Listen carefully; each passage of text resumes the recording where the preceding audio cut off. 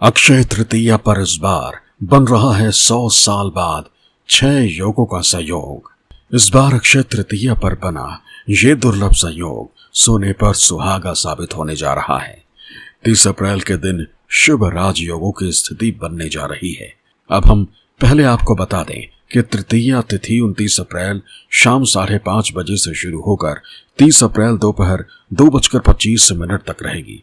इसलिए उदया तिथि के हिसाब से अक्षय तृतीया 30 अप्रैल को मनाई जा रही।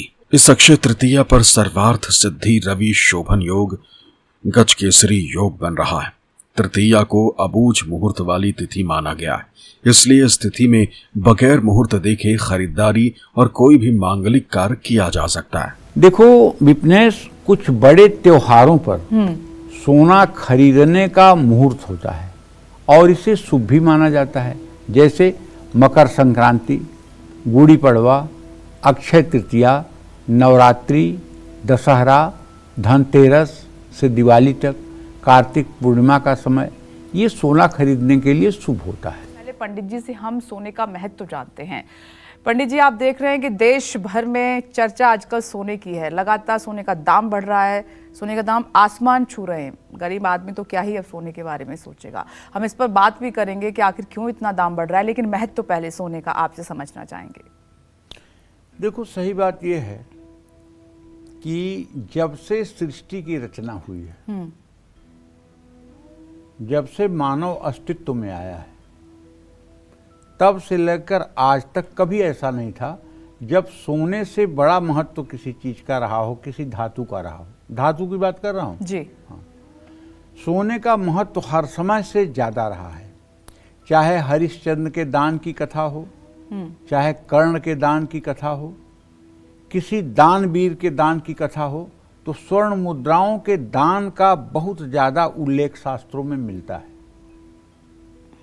सोने से गायों को अलंकृत करके देने का भी दान का विधान शास्त्रों में सुना जाता है जी।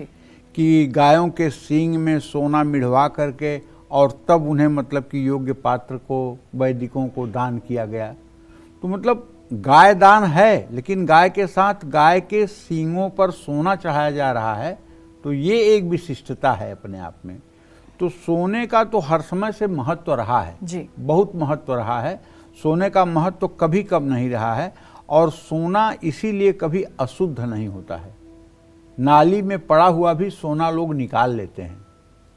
ऐसा नहीं कि अगर नाली में गिर गया सोना तो कोई छोड़ देगा। नाली में से सोना निकाल करके धो करके लोग अपने जेब में रख लेते हैं। बिल्कुल।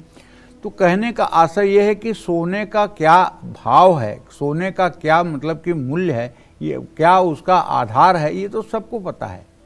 सोना अर्थव्यवस्था का मुख्य आधार है। सोना धन, समृद्धि, वैभव और आध्यात्मिक ऊर्जा का प्रतीक है।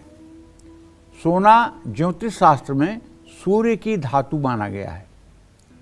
सूर्य कमजोर हो लेकिन लग्न पंचम नवम का स्वामी हो तो सोना पहनने से मान, सम्मान, यश और नेतृत्व की क्षमता में वृद्धि होती है।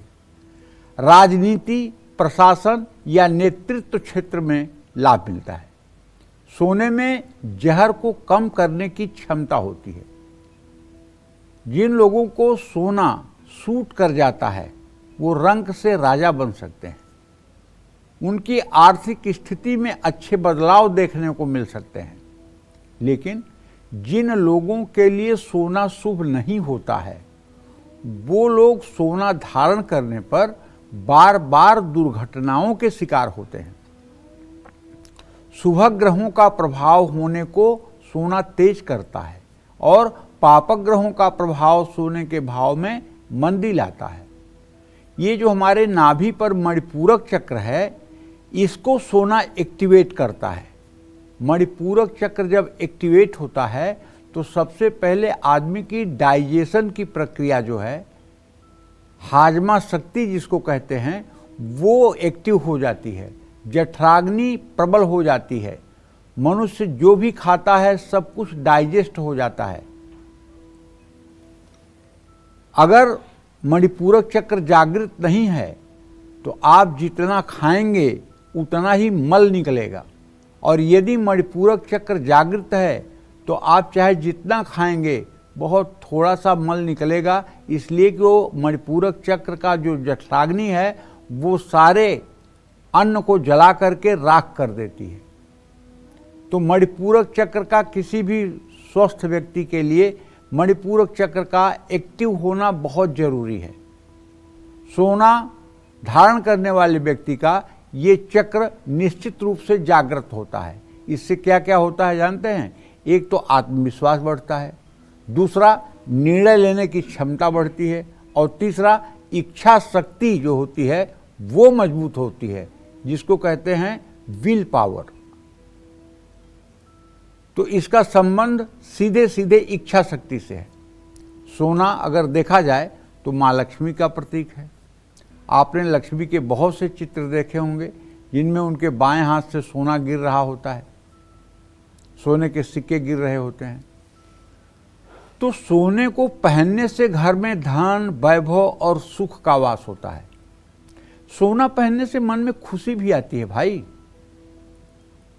अगर कोई महिला या पुरुष सोने के अच्छे अच्छे आभूषण जब धारण करता है तो जरा सा उसकी फोटो खींच के देखिए। सामान्य दिनों में और सोना खूब धारण करने के बाद चेहरे की रंगत पे असर पड़ता है। इसका मतलब अंदर से सुख महसूस होता है। अंदर से अगर सुख महसूस होगा, अंदर से अगर प्रसन्नता महसूस होगी तो वो मुखमंडल पर दिखाई देगा। कहते हैं ना, अगर कोई खराब न्यूज किसी को मिल जाए तो चेहरा पहले काला पड़ जाता है, और कोई गुड न्यूज अगर है व्यक्ति की जानकारी में और पक्की गुड न्यूज है तो चेहरे की चमक बदल जाती है। लोग देख कर कह देते हैं, अरे क्या बात है आज बहुत खुश हो, अरे क्या बात है आज बहुत उदास हो। ये कैसे लोग कहते हैं? चेहरे को ही देख के कहते हैं, चेहरा ही पढ़ते हैं। और चेहरे पर जो भाव बनता है वो हमारे हृदय का रिफ्लेक्शन है। हमारे हृदय में जैसे विचार चलते हैं उसका रिफ्लेक्शन चेहरे पर आता है। चेहरा जो है, जैसे टेलीविज़न पर कोई चीज़ आप देखते हैं वैसे चेहरा शरीर का टेलीविज़न है। ये स्क्रीन है शरीर का। आपके मन में होने वाले शुभ और अशुभ विचारों का ये प्रतिबिंब है चेहरा। अगर चेहरा पहचानना किसी को आता है तो किसी का चेहरा देख करके सहजता के साथ उसके मन स्थिति का अनुमान लगा लिया जाता है। एक्टर की यही खासियत होती है कि चाहे उसके घर में उसके पिताजी बीमार हों चाहे माता बीमार हों, लेकिन अगर वो एक्टिंग करने के लिए मंच पर आता है तो उसके माता पिता के बीमारी का जो रोना है वो उसके चेहरे से नहीं झलकता है, बल्कि वो अपने रोल को करता है और अपने रोल के प्रति ईमानदारी दिखाता है। यही एक एक्टर में और एक सामान्य व्यक्ति में दोनों में अंतर है। वैसे तो हमारे शास्त्र भी कहते हैं,